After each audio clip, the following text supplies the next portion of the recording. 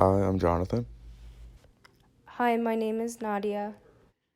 Hey everyone, my name is Adam Susan, and today our presentation is on Kellogg's. Kellogg's is an American multinational corporation that manufactures provisions, mainly cereal, but also cookies, snacks, frozen foods, and vegetables.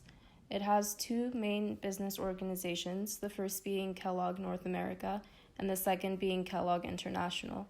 Kellogg North America mainly operates out of the US and Canada and includes many of the company's top brands retail cereals such as Special K and Frosted Flakes, snacks like Nutri-Grain bars, and frozen and specialty items. Kellogg International mainly operates out of Europe, Latin America, Asia, and Australia, and almost exclusively focuses on cereal and wholesome snack categories based on each region. It manufactures in over 18 countries and markets to over 180 countries. Okay, so some necessary context for the supply chain of Kellogg is that they implemented a plan called Project K, and this was a couple years ago, and it was basically a new initiative where they switched their warehousing method from the direct store delivery model to the warehouse model, and they had, basically wanted to optimize their supply chain and consolidate their facilities so that they could save money. And this plan also included the layoff of 7% of all of their workers. Okay, and now for a quick fun fact. Kellogg's was actually one of the first companies to print detailed nutrition information on their packaging, and they continue this tradition today so we can be sure that they're giving us the best and healthiest that they have. So the first major issue that Kellogg has with its supply chains was its lack of overall transparency with workers and just an across the board cutting approach that is not very efficient. So, first off, Kellogg shut down 39 distribution centers and already they destroyed 4,499 jobs. And that was in 2000, by 2017, which was a couple years after they had started this new initiative in order to cut costs called Kellogg Plan K. Um, some of their employees accuse them of a breach of contract, a lack of fair dealing, and unjust enrichment. This is coming from some of their drivers who felt that their firing was unjust and not really they didn't really get warning. Some of them claim that they got assurances from Kellogg beforehand that told them that they would be safe and their jobs wouldn't be touched at all. And then obviously this was went back upon and they were just fired out of nowhere, leading to a very tough situation for them. Hi everyone. So now we're going to look at the second problem, which is a poor vetting system, specifically related to the American Peanut Corporation. So a few years ago, Kellogg's faced one of the largest recalls of food products ever in U.S. history because one of their cereals caused a salmonella outbreak. There were 9 deaths and hundreds of people got sick. This caused huge external failure costs, and this is mainly a supplier quality problem. So Kellogg needs to further explore their quality management, which will establish an organizational focus on quality and safety for the future. Another thing that needs to be looked at by Kellogg's is their choice of suppliers as well. So there's a few things that can solve this problem, which we'll look at further. Hi everyone. So the second problem we're going to be looking at is a poor vetting system. And this is specifically related to the American Peanut Corporation, one of their main suppliers. A few years ago, there was a huge salmonella outbreak within one of their cereals, and it was actually became the largest recall of food products ever in U.S. history. There were 9 deaths and hundreds of people became sick. This salmonella outbreak caused huge external failure costs. It was a supplier quality problem, and Kellogg's needs to further explore their quality management to establish a organizational focus on quality and safety. Another thing that needs to be addressed by Kellogg's is their choice of suppliers as well, which will be looked at further into the solutions. The third problem that Kellogg faces is the Amazon effect, which represents the evolution and constant change in retail market, both online and in store, which results in fluctuations in demand.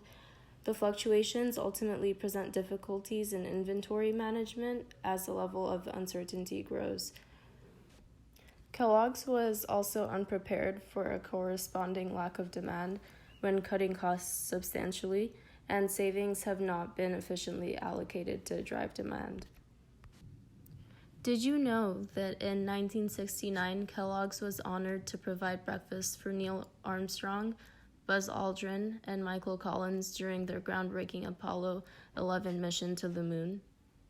So now we're going to look at the solutions to these various problems. So to start off with, we're going to look at the rigorous vetting for suppliers.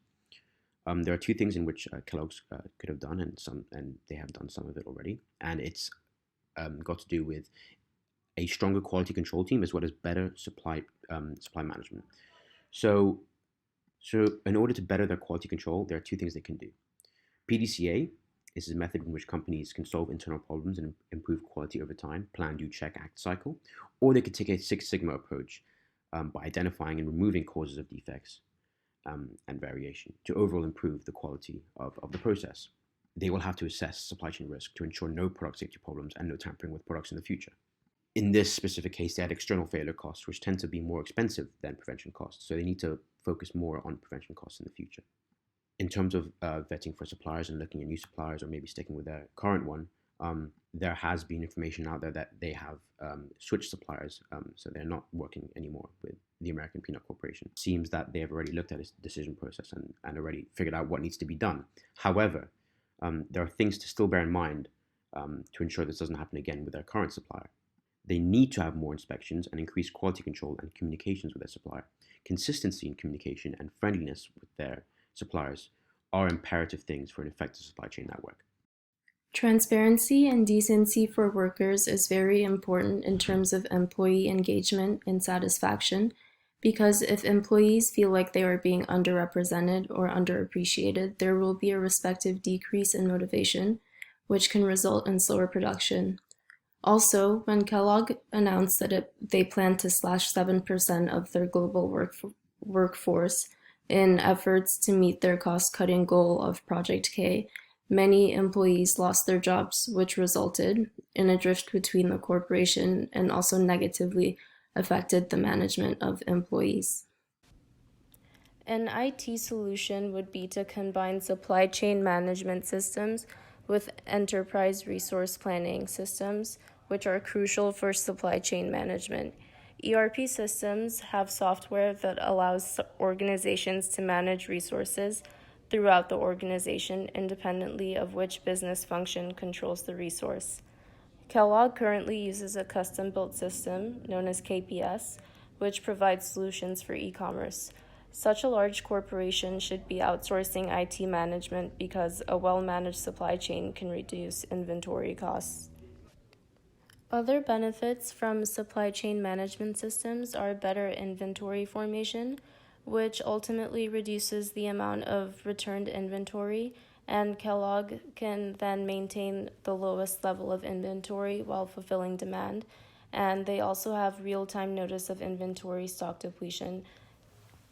Improvement in relationships with partners in the supply chain is also a factor due to higher efficiency and accuracy in communication about product flow, information flow, and financial flow.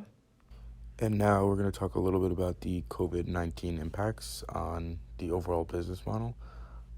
So in general, the earnings are actually expected to go up for Kellogg's over the next 2 quarters. The stock value has been rising, even while a lot of companies are being severely impacted by the effect of this coronavirus, especially the economic effect. And likely this could be a result of the hoarding of food that's going on because a lot of people are scared and are picking up extra food just in case there's some sort of issue where grocery stores don't have enough food in stock. And they do sell a variety of non-perishables, and a lot of the food that they sell won't go bad very soon. So this kind of shows that their overall business model is pretty sustainable regardless of the external circumstances. And it seems as if they have a strong supply chain in place in order to make sure that they can meet the demand that's been arising recently. So, in conclusion, Kellogg's does have a very sustainable business plan, and it is a time-tested brand with an overall strong business model. However, there are improvements they could make to become more effective and sustainable, such as vetting for suppliers, transparency and decency towards workers, and enterprise resource planning. And consistency in management of these problems and constant inspections are vital for their future success. We now finish off with a nice fun fact. The very first box of Kellogg's was actually made entirely of recycled material. Even today, all of their cereal boxes are being made from recycled paperboard. Great. Thank you, everyone, for watching. And if you have any questions, please let us know.